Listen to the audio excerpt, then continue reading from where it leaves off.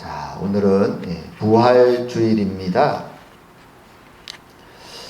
사실 이 부활주일에 관련해서 한국에 있을 때는 주일만 특별하게 지내지 다른 날들은 사실 휴일이 아니지요.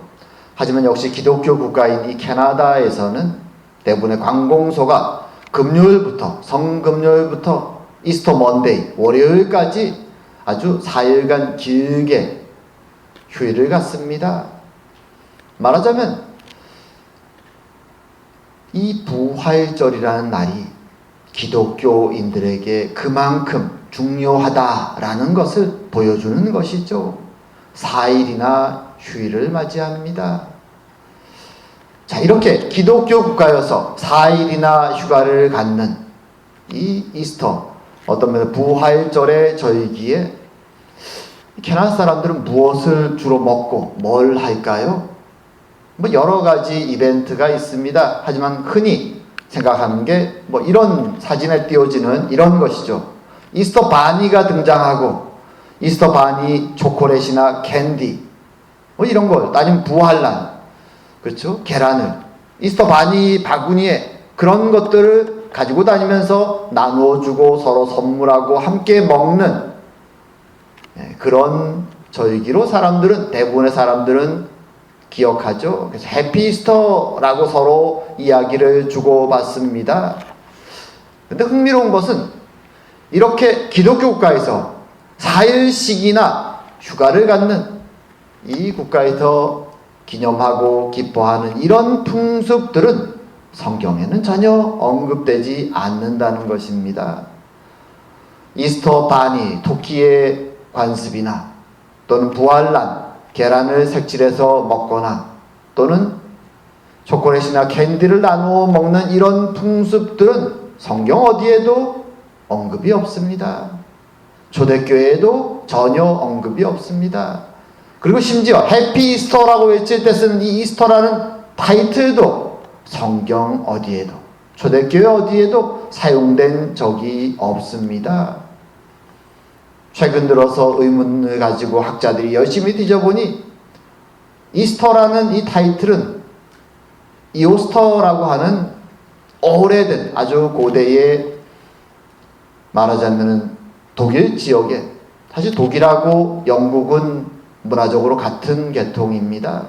독일 지역에 있었던 여신, 봄의 축제의 여신의 이름이라고 하죠.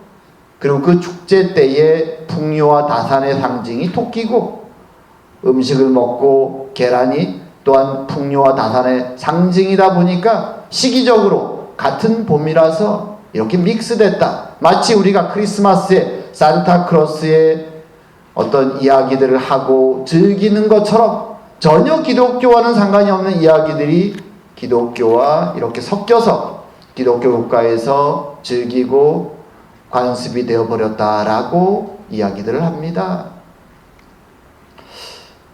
자, 성경과 관련이 없지만 이렇게 모든 기독교 나라, 특히 영미권에서는 아주 일상적으로 지내는 이 이스터의 관습들.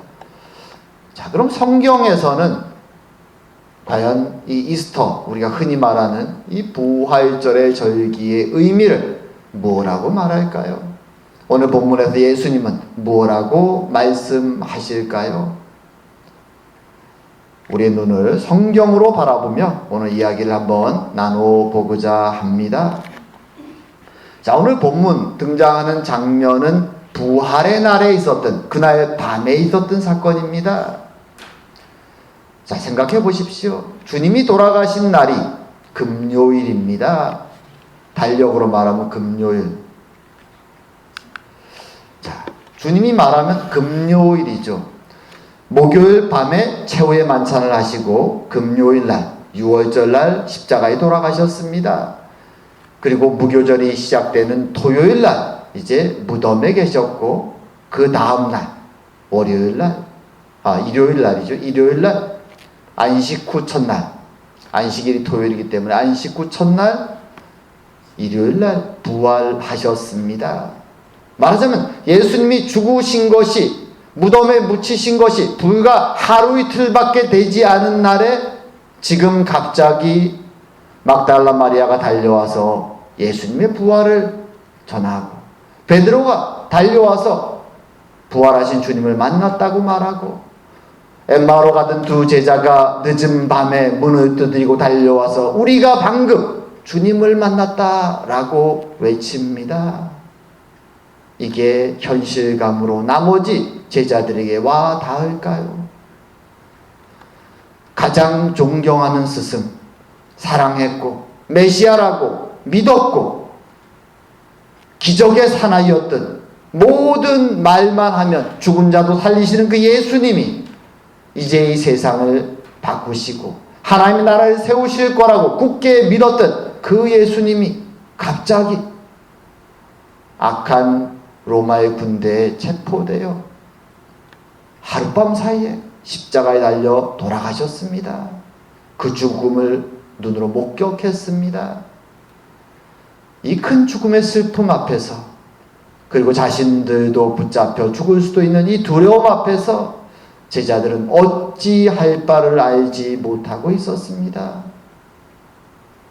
그러기에 그 낙담의 깊이는 우리가 일상적으로 만나는 우리 주변의 친한 이들의 죽음의 깊이를 넘어서는, 말로 설명할 수 없는, 자신들이 인생을 걸었던 모든 것을 걸고 3년간 따라다녔던 모든 것이 한순간에 무너져 내리는 것이죠.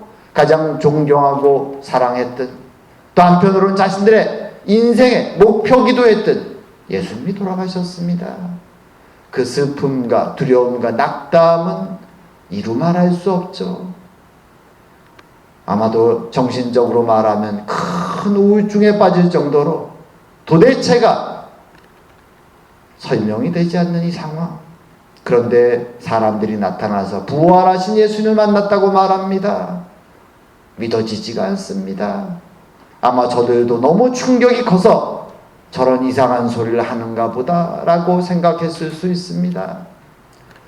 그런 그들 앞에 오늘 예수님이 호련히 문을 닫고 두려움 속에 떨고 있는, 낙담과 슬픔 속에는 그 제자들 앞에 호련히 주님이 나타나십니다. 주님은 그들에게 샬롬, 평안을 받으라고 말씀하십니다. 제자들은 여전히 두렵습니다. 혹시 예수님의 귀신이 나타난 것이 아닌가라고 생각합니다. 너무나도 극적인 순간이 나타났는데 도대체가 믿어지지 않습니다. 감정의 이 급락이 바닷가에 떨어졌다 다시 올라오는, 도대체 말로 형용할 수 없는 상황이 지금 눈앞에 펼쳐지고 있습니다. 주님은 그들 앞에서 기쁨과 뭔가 이렇게 감정을 표현하실 수도 있는데, 오늘 주님은 의외로 굉장히 침착하시게 상황을 풀어 나가십니다. 왜냐하면 지금 이 상황은 단순히 감사와 기쁨의 감정적인 상황이 아니라 인류 역사에 있어서 가장 중요한, 교회를 세우는 데 있어서 교회가 사도와 선지자들의 틀 위에 세운다고 말할 때 하나님의 증인이 되는 이제 사도들이 증인으로서의 자격을 얻는 아주 중요한 순간이기에 주님은 이 순간 다시 만난 제자들과 기뻐하거나 그죠? 감정을 나누는 것이 아니라 그 순간 주님은 좀 더 냉정하게 지금 이 부활의 순간의 의미가 무엇인지를 그들에게 직시하도록 하시죠.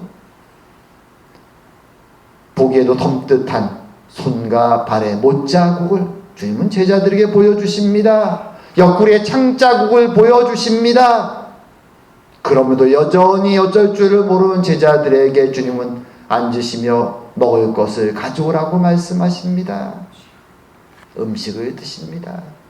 주님은 지금 무슨 말을 제자들에게 하기를 원하시는 것일까요? 그것은 내가 단순히 영으로 온 것이 아니라 내 육신이 살아나 정말로 부활하여 너희들 앞에 있음을 믿으라고 증명해 보여주시는 것입니다. 앞으로 제자들의 역할은 마치 법정에 가 있는 증인이 자신의 눈으로 보고 목격한 것을 증언하는 것처럼 제자들의 사명은 증인의 사명입니다. 주님은 너희들이 지금 보고 있는 팩트가 무엇인지, 진리가 무엇인지 똑똑히 기억하라고 보여주시는 것이죠. 자신이 죽음의 목전에서 겪었던 모든 그 상처들을 다 보여주십니다. 그리고 실제로 음식을 드십니다. 그리고 말씀하시는 것이죠. 내가 죽기 전에 너희들에게 말했던 것처럼 3일 만에 부활하였다. 이것을 믿으라. 그리고 이 사실을 통하여 주님은 정확하게 두 가지를 증명하십니다. 주님이 그동안 약속하고 말씀하셨던 모든 내용들이 진리라는 것을,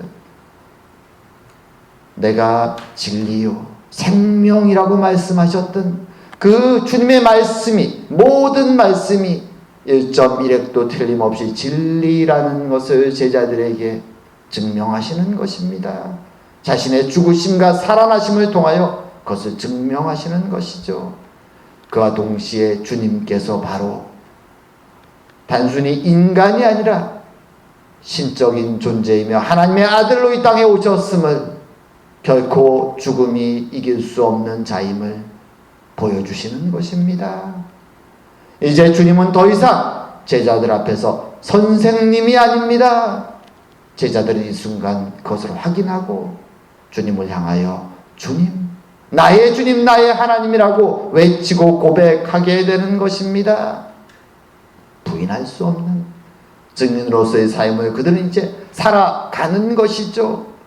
이 확증이 마음속에 있기에 그들은 이제 증인의 삶을 살면서 그 앞에 두려움이 닥치고 어려움이 닥치고 흔들리고 떨릴 때 다시 한번 기억합니다. 내가 목격한 것이 무엇인가? 오늘 주님은 계속 말하죠. 보라! 보라는 말을 계속 사용하십니다. 그들은 위기와 두려움과 떨림이 있을 때마다 이 나를, 이 순간을 기억합니다. 내가 본 것이 무엇인가? 내가 만난 것이 누구신가? 나는 부활하신 주님을 만났다. 하나님을 만났다. 그러기에 그들은 두렵고 떨리고 때로는 도망치고 하였지만 마지막에는 증인의 삶을 죽음으로, 증인으로, 순교자로 살아갈 수 있었던 것입니다. 바로 오늘 본문의 그 현장이 우리에게 들려주는 것입니다. 역사적인 날이죠. 그리고 동시에 오늘 본문의 이 사건을, 그 증명을 육신을 통해서 다 보여주시면서 두 번째로 주님께서는 그들에게 이 부활의 교훈에 대한 이야기를 하십니다. 그것은 이 하루에 끝나는 것이 아니라 승천하기까지 40일 동안 이어집니다. 그 40일 동안 주님께서 제자들과 함께 주님의 부활을 증명하시고 보여주신 주님께서 40일 동안 행하신 일이 무엇인가? 그것은 바로 구약의 모든 말씀들이 바로 예수님의 십자가의 죽으심과 부활을 통해 성취되었음을 가르쳐 주시는 것입니다. 증인으로서 그들이 섰을 때 예수님의 부활과 십자가의 사건의 의미가 무엇인가를 구약의 사건들을 통하여 증명하는 것, 그것을 40일 동안 설명해 주십니다. 그래서 이렇게 말씀하시죠. 모세의 율법과 선지자의 글과 시편에, 이것은 구약의 성경을 줄여서 말할 때 이렇게 말합니다. 모세의 율법, 선지자의 글, 시편, 이게 구약을 의미하는 것입니다. 나를 가리켜 기록된 모든 것이 이루어져야 하리라 한 말이 이것이라. 이에 그들의 마음을 열어 성경을 깨닫게 하시고 또 이르시되 이같이 그리스도가 고난을 받고 제3일에 죽은 자 가운데서 살아날 것과 또 그의 이름으로 죄사함을 받게 하는 회개가 예루살렘에서 시작하여 모든 족속에게 전파될 것이 기록되었으니 너희는 이 모든 일의 증인이라. 사실 오늘날 교회가 모여서 예배하고 세상에 나가 증언하는 모든 것이 바로 이 한 구절에 다 들어있는 것입니다. 자신의 부활을 눈으로 목격한 제자들에게 그 부활의 의미를, 교훈을 구약의 성경의 내용을 통해 설명해 주시는 것입니다. 이 설명의 내용에는 우리가 흔히 말하는 이사야서의 내용도 많이 등장하죠. 제자들이 많이 인용합니다. 성경의 거의 모든 내용이 그리스도에 대한 이야기다라고 말할 수 있습니다. 주님은 어떤 내용들을 더 많이 말씀하셨을까요? 우리가 내 복음서에 보게 되면 주님의 십자가의 사건과 부활은 항상 언제 일어났다고 말합니까? 유월절에 일어났다라고 말하죠. 그것이 모세 오경의 핵심적인 내용이기도 합니다. 많은 내용, 구약의 많은 내용이 주님의 십자가의 죽음과 부활에 대해 말하지만 이 40일 동안 설명하신 내용 가운데 뺄 수 없는 중요한 내용이 사복음서에 모두 실려있는 바로 유월절 사건입니다. 왜 예수님은 굳이 유월절을 이스라엘 3대 절기 중에 하나인 이 유월절을 선택하셔서 그의 십자가와 부활의 사건을 행하셨을까요? 여기에는 구약 유월절과 그 관련된 절기들에 담겨있는 깊은 뜻이 있기 때문입니다. 유월절은 사실 하나의 절기지만 거기에 연결되어 있는 두 개의 절기가 더 있죠. 유월절 바로 다음 날, 유월절은 구약 달력으로 보통 1월 14일입니다. 구약 달력으로, 이 성경의 구약 달력 1월은 이스라엘이 출애굽한 그 달을 1월로 잡습니다. 그리고 그것이 음력 달력이죠. 우리와는 좀 다른 달력이지만 이스라엘의 음력 달력입니다. 오늘날로 말하면 1월이 한 3, 4월쯤 됩니다. 6월절이 1월 14일 날 저녁이죠.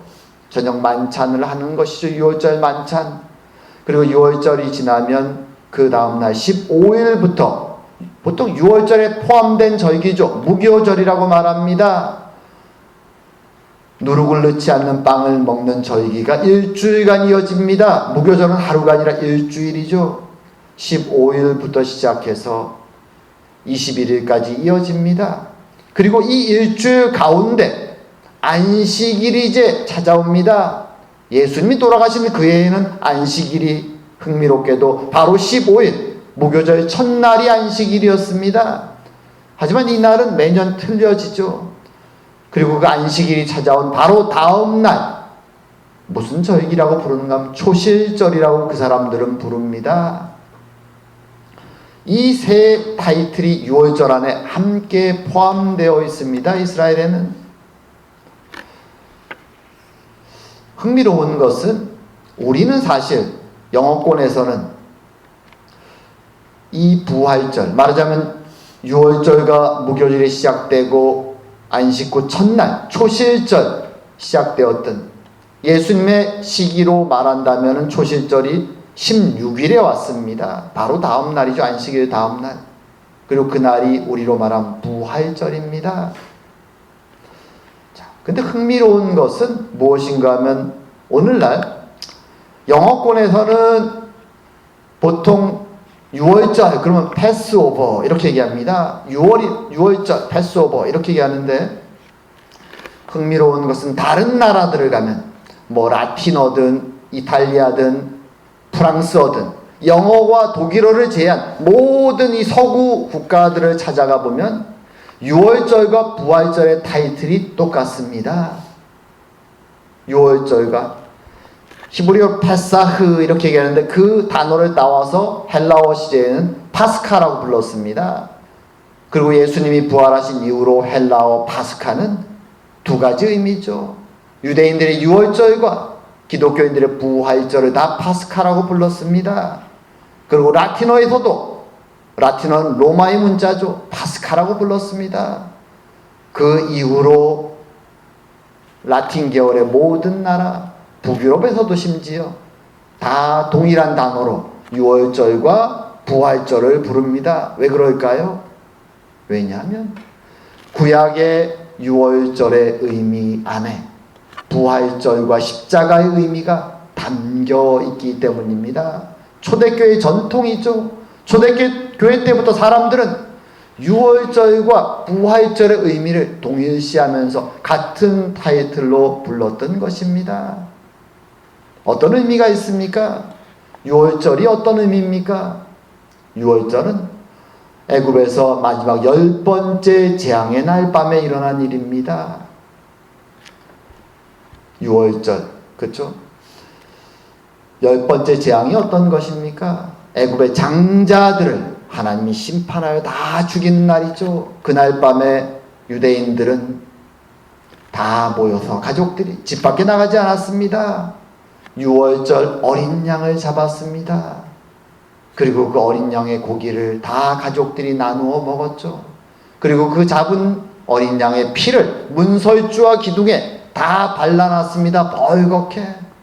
그리고 그날 밤 하나님의 심판의 천사가 애굽 땅에 임했을 때 문설주와 기둥에 빨간 어린 양의 피가 묻혀져 있는 집을 보면 넘어갔습니다. 그래서 6월절입니다. 패스 오버, 넘어갔다. 그래서 6월입니다. 바로 그 어린 양의 피를 보고 넘어간 것이죠. 구원이 임한 것입니다. 어린 양의 피 때문에. 그리고 그것이 바로 예수님의 죽으심의 의미와 동일하다는 것이죠. 세례 요한은 예수님을 만났을 때 말하죠. 하나님의 어린 양이 여기 간다.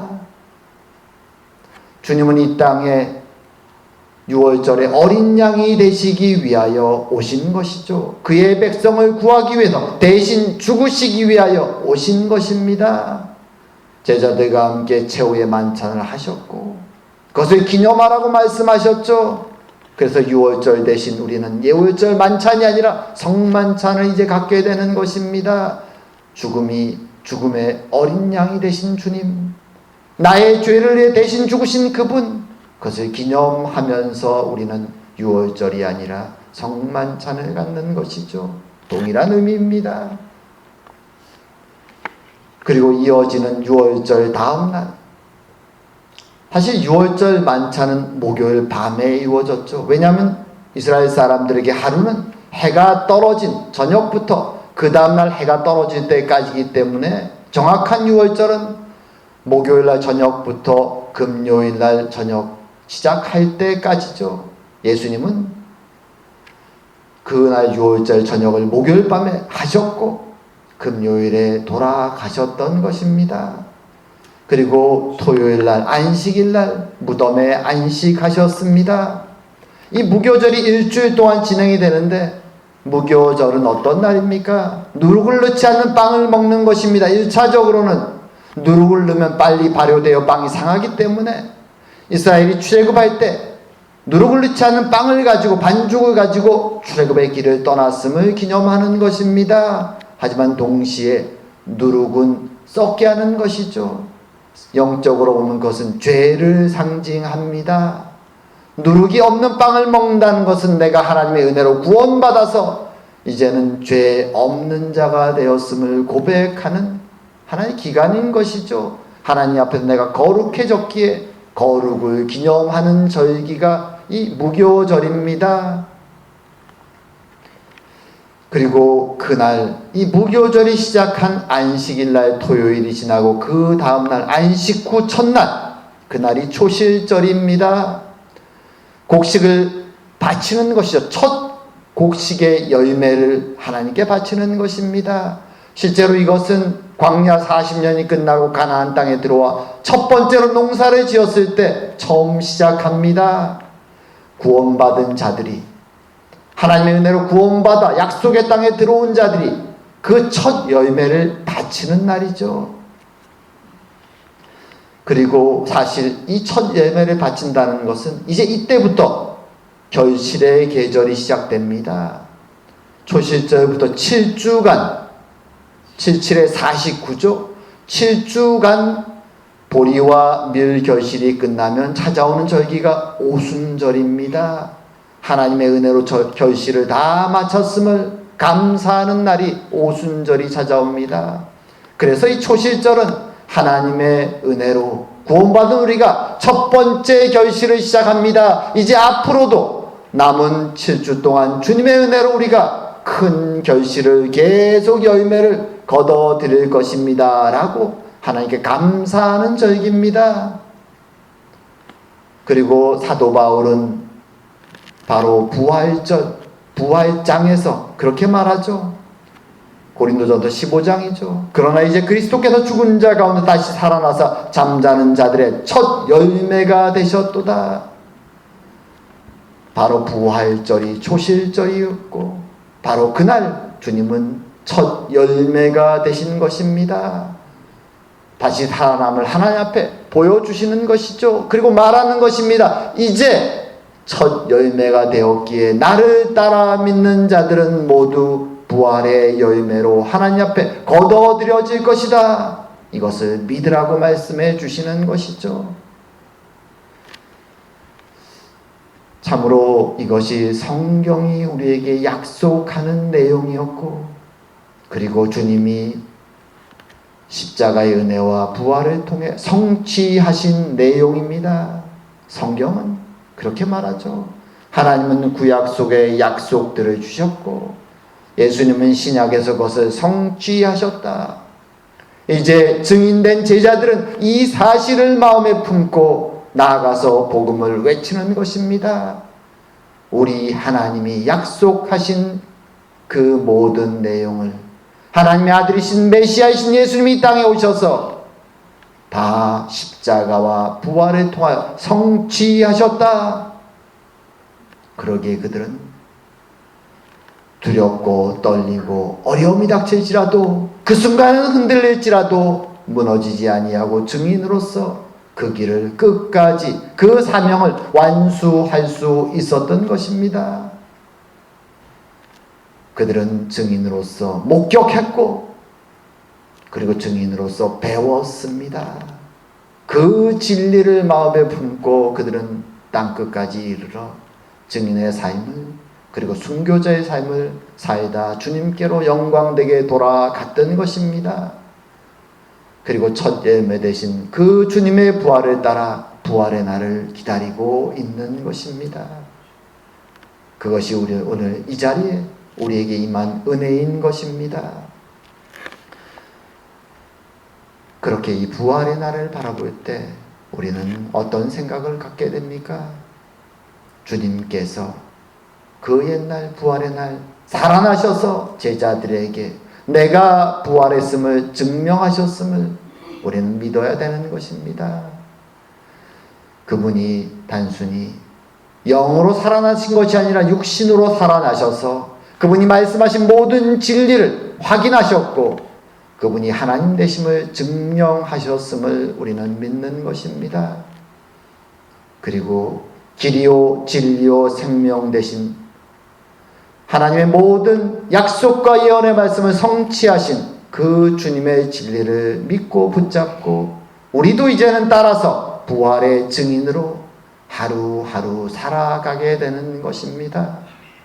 오늘 우리가 하게 될 성찬 예식은 다시 한번 그 은혜를 우리 마음속에 확인하고 기념하는 것입니다. 증인으로 살아갈 것을 다시 한번 다짐하는 날인 것입니다. 참으로 이것을 기억하면서 주님의 증인으로서 힘있게 세상을 살아가는 저와 여러분 되기를 주의 이름으로 축원드립니다. 기도드리겠습니다. 사랑과 은혜의 하나님 아버지, 오늘도 부활의 날, 주님께서 그 옛날 부활의 날 제자들에게 증명하셨고 가르치셨고 전하셨던 그 말씀의 의미가 무엇인지를 다시 한번 돌아보게 하시니 감사드립니다. 오늘도 주님의 말씀을 기억하고 성찬의 은혜를 기념하는 시간을 갖기 원합니다. 우리에게 은혜 주시고 이 시간 함께하여 주시옵소서. 감사드리오며 모든 말씀 예수님 이름으로 기도드립니다. 아멘.